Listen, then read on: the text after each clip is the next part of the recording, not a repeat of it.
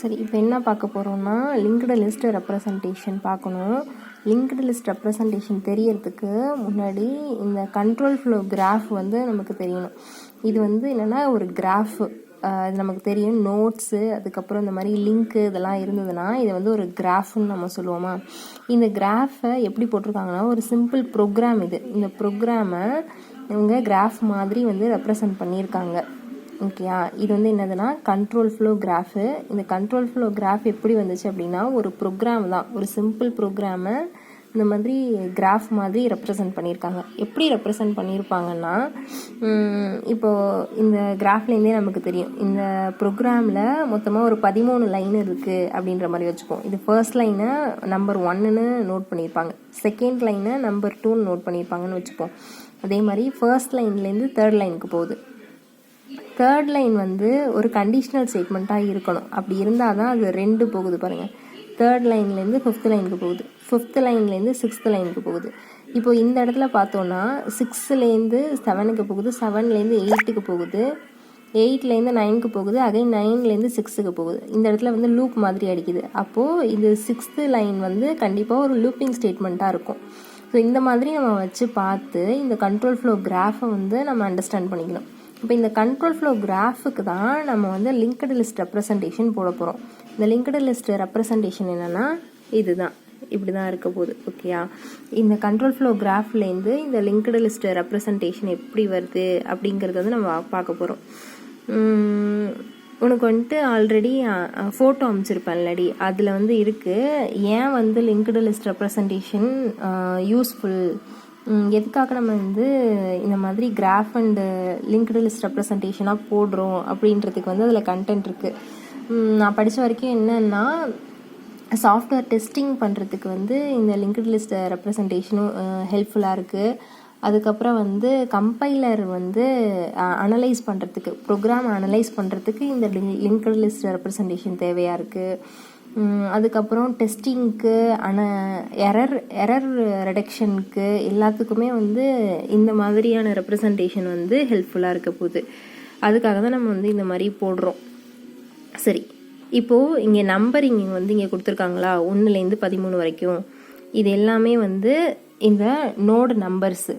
ஓகேயா, இந்த நோடு நம்பரோட ஸ்டார்டிங் இது 1, அது வந்து இது வந்து லிங்க்டு லிஸ்ட்டை பொறுத்த வரைக்கும் இந்த மாதிரி தானே இருக்கும், இப்படி இருக்கும். இது வந்து ஸ்டார்ட், இது எண்டு 2 இருக்குது அப்படின்னு சொன்னால் இங்கே டேட்டா இருக்கும், இங்கே வந்து நெக்ஸ்ட்டு உள்ளதோட பாயிண்டர் இருக்கும் இங்கே செகண்ட் இதில். அந்த மாதிரி ஞாபகம் வச்சுக்கிட்டா மொதல் இருக்கிறது வந்துட்டு மொதல் லைனு, அந்த மொதல் லைன்லேருந்து அது எங்கே பாயிண்ட் பண்ணுதோ அந்த லைனு. ஸோ இந்த கிராஃப் இங்கே நம்ம பார்த்தோன்னா இது 1லேருந்து 3க்கு போகுதா, அப்படி இங்கே வருவோம்.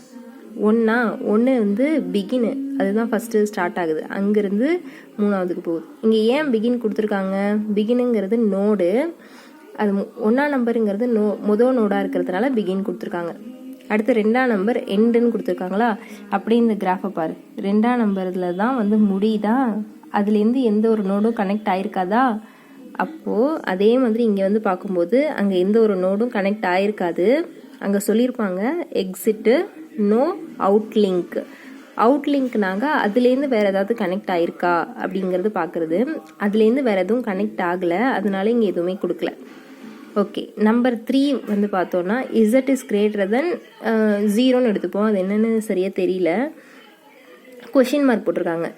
z is greater than 0 question mark. அப்படின்னா இந்த 3வது ஸ்டேட்மெண்ட்டு ஒரு கண்டிஷனல் ஸ்டேட்மெண்ட்டு. இங்கே வந்து பாருங்கள், 3வது ஸ்டேட்மெண்ட் ஒரு கண்டிஷனல் ஸ்டேட்மெண்ட்டு. ட்ரூவாக இருந்ததுன்னா ஒரு பார்ட்டும், ஃபால்ஸாக இருந்ததுன்னா ஒரு பார்ட்டுக்குமா போகும்.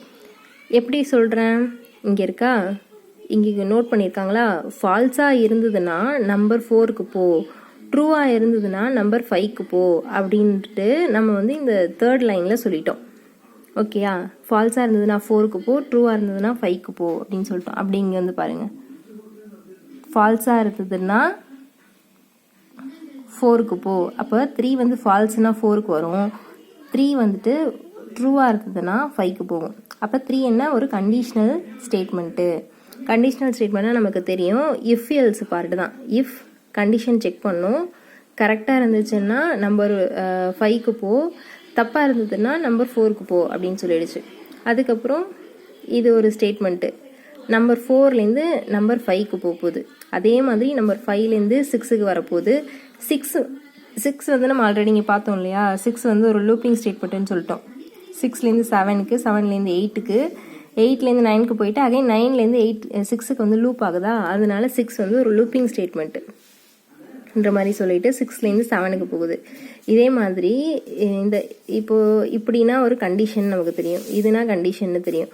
இங்கே கொடுக்கறது எல்லாமே நோடோட பேர். ஓகேயா, அது ஒரு லூப்பிங் ஸ்டேட்மெண்ட்டாக இருந்ததுன்னா லூப்புன்னு சொல்லிடுவாங்க.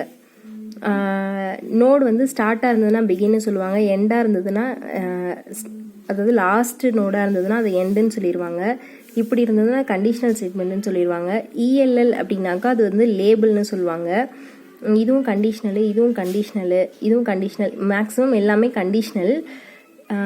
இது எல்லாமே வந்து இந்த நோடுலேருந்து எந்த நோடுக்கு போக போகுது அப்படிங்கிறதோட ரெப்ரசன்டேஷன் தான் இந்த நம்பர் எல்லாமே.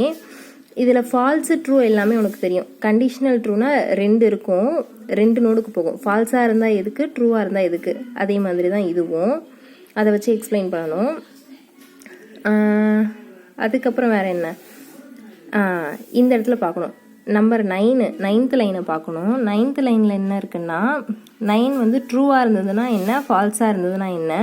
அது மட்டும் இல்லாமல் இது வந்து ஒரு லூப்பிங் ஸ்டேட்மெண்ட்டு. ஸோ 9 வந்து ஃபால்ஸாக இருந்ததுன்னா 6க்கு போ. 6 வந்து ஒரு லூப்னாக்கா இப்போ வந்து கண்டிஷன் முடிகிற வரைக்கும் அது வந்து சுற்றிக்கிட்டே இருக்கும் இல்லையா. இப்போ 1லேருந்து 10 நம்பர் வரைக்கும் வந்து ஐட்ரேட் ஆகு அப்படின்னு நம்ம ஃபார் லூப்புக்குள்ளே கொடுத்துட்டோம்னா அது வந்து ஃபார் லூப்போ ஒயில் லூப்போ வரும், இந்த 9th ஸ்டேட்மெண்ட் மட்டும். ஸோ அந்த மாதிரி இதை வந்து எக்ஸ்பிளைன் பண்ணணும் இந்த ரெப்ரசன்டேஷனை. அவ்வளோதானே லிங்க்டு லிஸ்ட் ரெப்ரசன்டேஷன்.